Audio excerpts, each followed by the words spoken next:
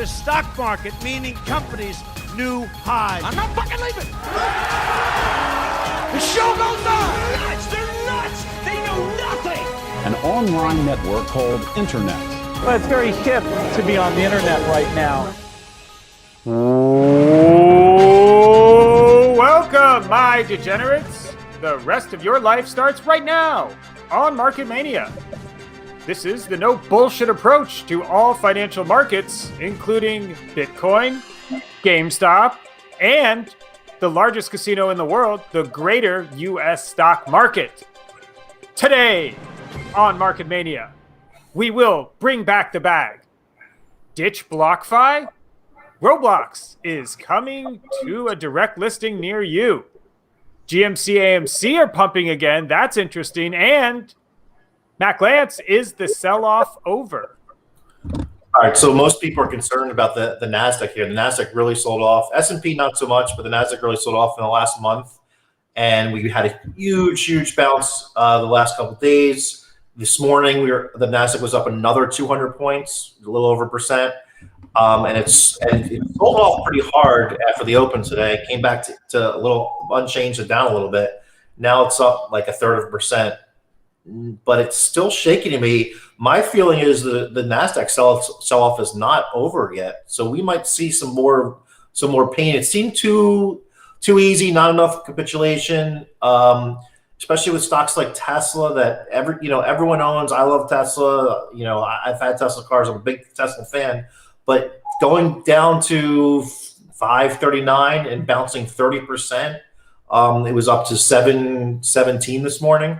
So bouncing 30% in 2 or 3 trading days for a $700 billion market cap, that's insane. I mean, you guys trade a lot of crypto, but it seems like the NASDAQ stocks are like a $700 billion market cap company like Tesla's trading like crypto. Brett, you see these kind of moves in crypto all the time, right?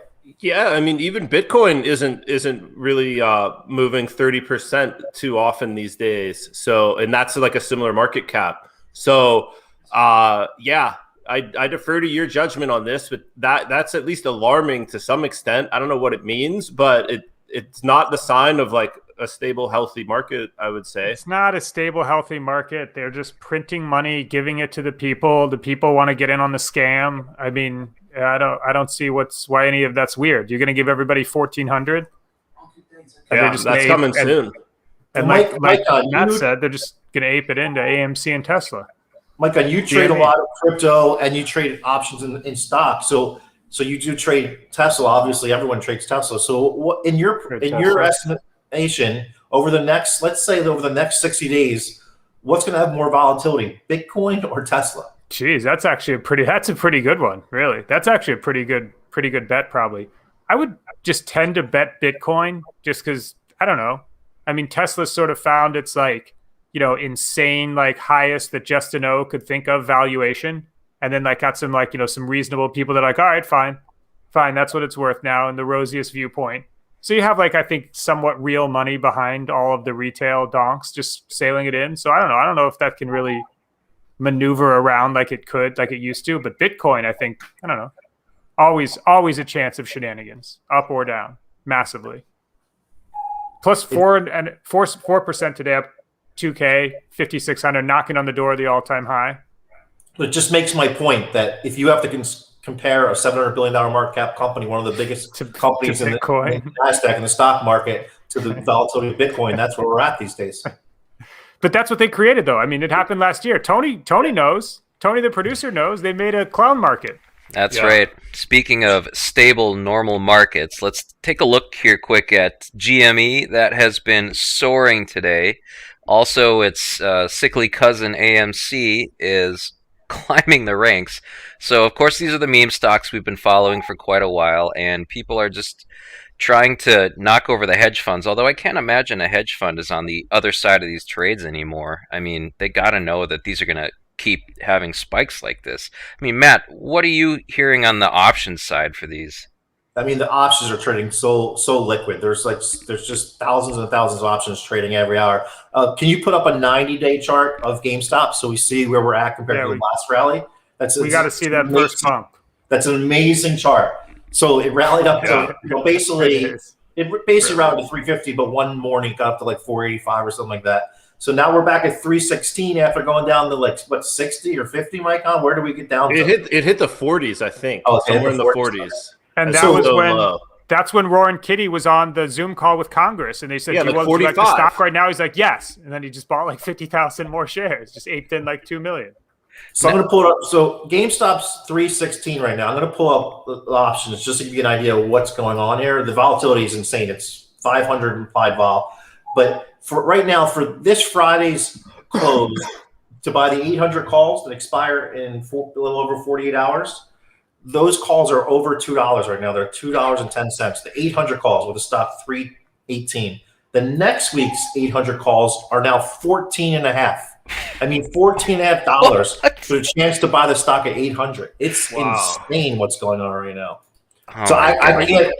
I mean, and the thing is, I look every 10 minutes or so to try to sell some of these calls or the puts, whatever. In basically when I trade it, I'll sell the calls and the puts. So I'll sell straddle or strangle, but I'm too afraid. I mean, even 500 implied vol, which is absolutely insane. You just can't get in the way of GameStop because you know that market cap has no meaning. This thing's already like 22 billion market cap now, but there's no reason why they can't take it to 100 billion market cap because market cap valuation means nothing. It's literally just a stock on paper. The float is so low. So as Tony was saying earlier, you know, it's the most, I don't know, most unstable market we've ever seen as far as the stock market. Clown market. It's a good market for gamblers, but as you say, like those prices, I don't really trade options. That seems insane. Paying $12-14 for an 800 call is just like I couldn't see doing that. But I understand why you're gun shy to sell it too. Like that's a stay out and just watch kind of trade to me. So here's the thing: if I sold those calls for $14 right now, okay, I'm not so worried that the stock's going to go over 800 by expiration next Friday. But my big concern is that if GameStop goes up another $60 today, the vol will go even higher, and those options will go from $14 to $24. So now I'll be losing almost like 80% on the money I put in there. So like I probably want to cover. So it's like the fear of just the rest of the day is what stops me from selling the calls. Yeah, my buddy out there, Paper Hands Miller, he just said, why not sell the GME put for next week? Why not sell a 200 put? Why not sell a 150 put? And then he said, leave 3 bullets. I don't know about this. You said leave 3 bullets. So fire now. And then if it continues to pump tomorrow, grab another put. Then if it continues to pump on Friday, grab another put. Surely this craziness is over by next week. All right. So week after. We don't know when it's going to be over. Who knows, man? Those checks fight. are coming. Those checks are coming out, though. Those 1,400 checks, right? Do you really want to be short GameStop, like right into that hurricane? It's risky, right? Well, he's selling. Yeah. He said sell the puts, so you're selling. You're risking the outside. Buy the puts. Yeah. Buy the puts. Buy the puts. You want to buy the puts. Yeah, Micon wants to short this thing. Buy a put tomorrow. Buy a put the next day. Well, I mean, because this is. I mean, yes, the kids are going to have their fun again, sure, but like those it's checks going to be coming, over though. eventually. It will, and they'll have their fun for those. When are those checks coming? When are those checks coming, like Tony? In a week. They're voting today. They'll probably have the checks out this weekend. And just one more thing about buying puts. Matt, you were talking to me earlier about someone that had put a price target of AMC at 1 cent. How is that possible? Yeah, some little analyst firm, which I never heard of, put out a price target of AMC at 1 cent this morning. So basically they're just saying the equity's worth nothing, the stock's worth nothing. It's all, the bondholders have all the value. But who knows? Like, maybe, a lot of these stocks are worth zero, but the stocks trade at a different price than what theoretically they're worth. So it doesn't really matter what an analyst thinks. It only supply and demand of these stocks is the only thing that matters. Seems like GameStop is now 323, new highs today. Wow. It seems like that analyst, since you say you never heard of them, that might have just been a way to get their name out there, right? Like kind of a Skip Bayless, just throw some ridiculous makes sense, yeah, thing out and get your name in the paper. But just because I never heard of them doesn't mean they're not big. I mean, they're not a top 10, but there's probably hundreds of analysts that I've never heard of. Wow. Well, let's talk about a company here that might have some wings. I'll leave it to you guys to talk about Roblox. I love it. I love this stock. Just because me and everybody else, every basic bitch asshole that has a child, like, we've watched our kids just like ape into Roblox and want the Robux. and they need a private server. You got to buy the NFTs in there that aren't really NFTs, of course. But I don't know. I mean, like, Matt, have you, all the kids that I know, now again, my kid's 8, so that I know a lot of 8-year-olds these days. 8-year-olds, dude. They're all firing on this game. They're ravenous for this shit. I mean, what do you think? I mean, I want to ape in. Like, I don't know. Like, I got the FOMO like everybody else, like every other Robinhood asshole ready to fire when this thing lists today. My son is about to graduate high school in a couple months, so he's 18. And 10 years ago, he loved Roblox. I think he loved it for maybe 2 years. I think they grow out of it maybe 10 or 11 years old. I'm not really sure. It's a long time since I remember that. But it was first Minecraft when they were like 5 to 8, and then they moved on to Roblox. Exactly what happened to my kids. It's dead on. It's a great game for kids. It's an addictive game, but it's a great game. I thought it's great for them to learn like math skills, spatial animation skills, like different stuff. So I'm a positive on kids playing Roblox. As far as the stock goes, I don't know the valuation. I don't know how they monetize Roblox. I haven't seen it in years. You know, if they're monetizing it like Fortnite does or some other games, great. But let's look at what their revenues are in the last few years. Are you guys aware of if they've been profitable or they've been losing money? But what's really interesting about Roblox is there are hundreds of developers that have become millionaires building in Roblox. They really set up their environment to be extremely developer friendly and open, which is one of the ways that I think businesses are coming. This sort of closed garden where the company just gets all revenue.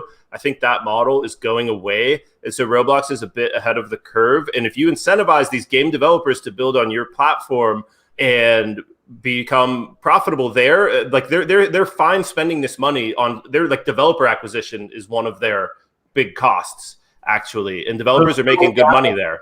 They're like the Apple App Store, but in the form of Roblox, the game. Yeah. Right? So to me, I think this is like a very robust company, Roblox, because that developer ecosystem, as we see with Ethereum, looking at the crypto space, if you get the developer mindshare, it's really hard to just beat that. So I like Roblox. The entire thing is monetized by the Robux. You buy the Robux. There's plans to get a monthly Robux, and I don't exactly know, because everything's free too if you don't want to. But for some reason, just like Fortnite, all the kids, they want to fire in money to get the avatar, to get the open the level faster, whatever the hell it is.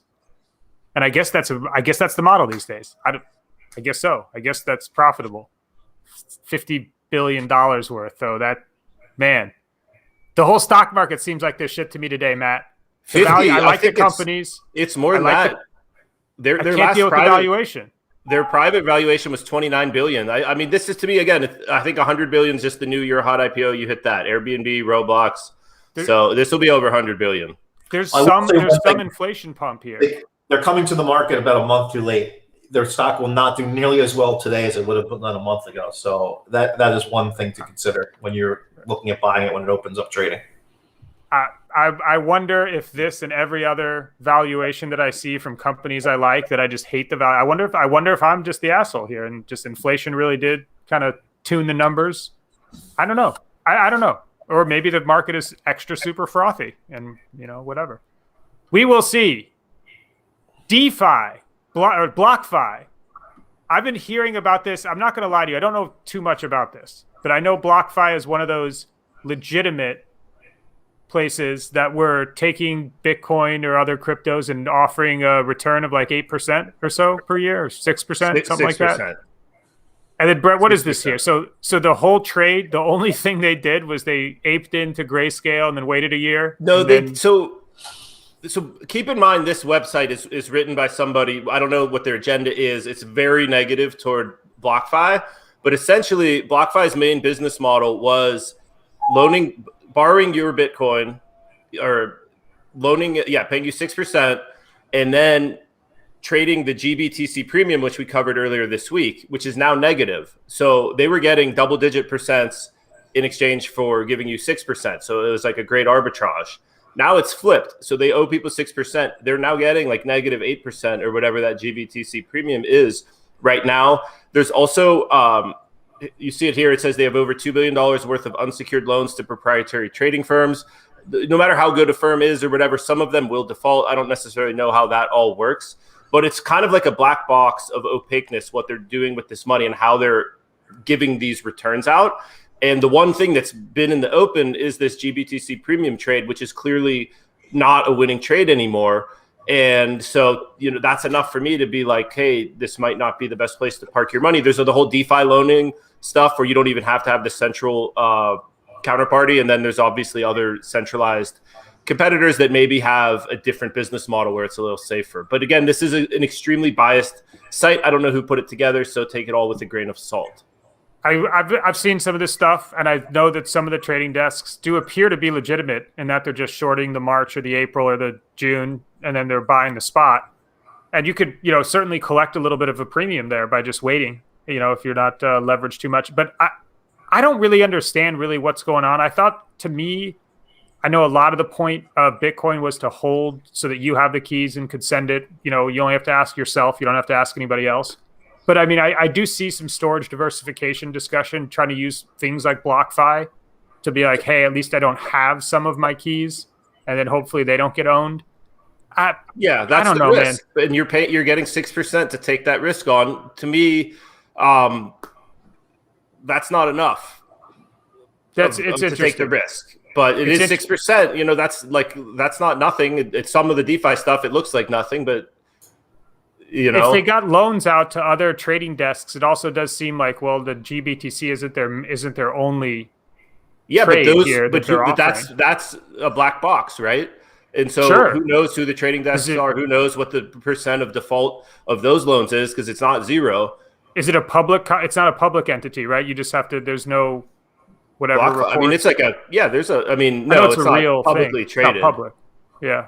Glance says he can't breathe. Bitcoin's up another 4%. So move to the mailbag. Knocking on Do the your own all-time research high. if you want to use BlockFi. Just salty. No, just a heads up. No clue who wrote this either, but whatever. It's probably it's fun drama. Tony, go ahead, open your bag, empty your sack on us once again. Guys, one thing I forgot to mention, because we mentioned AMC. AMC reports earnings after the close today, so look out for that. That'll be interesting. And I forgot to mention one thing. Also, thank you, Jeff Krantz, for the super like in YouTube. We're going to get to his pick of the day in just a minute as well. You get your own. You get on the show if you super like it. You get you get your pick on the show.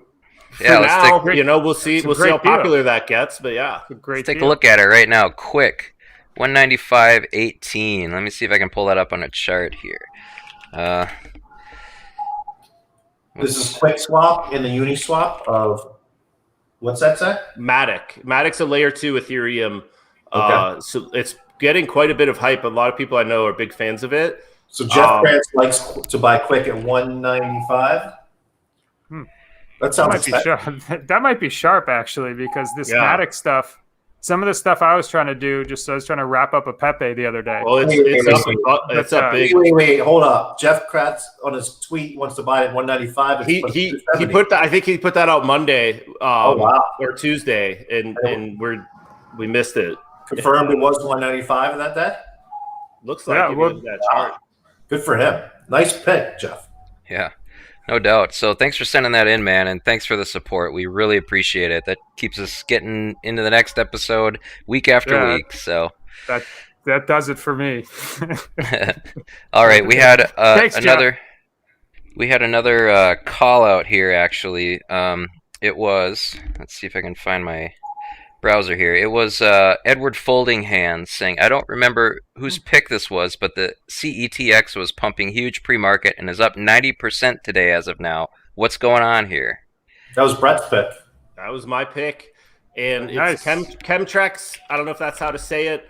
I got a tip on that from somebody sharp who may or may not be sitting on this show as well. Matt, if you have any insight into this Chemtrex move, I would love to hear it. It was back in early November.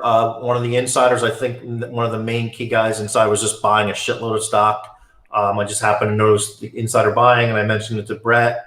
He looked into it, liked it, and made his pick of the day. And now look at it; it's crushing. It's tripled since then, I think. That's crazy. What is it? It was like his pick of the day was like $1.20 or something. And now $1.10. $1.10. Now it's over $3. Wow. Nice one. So that insider information was pretty good. That's why I love how Matt trades, because you really look to read the tea leaves, right, between options buying or whatever. You're just trying to see what the sophisticated traders are doing and hop on, and I like that strategy. Yeah, never look at valuations or anything like that. Like, that doesn't matter to me. It's all about supply and demand of the stock and sharp guys buying or selling. Yeah. All right. Well, our bag is empty today, so let's move on to our picks of the day. Well, ladies and gentlemen, when Tony empties his sack, we have to move on to the fast-paced, in-your-face part of the show, the Market Mania pick of the day.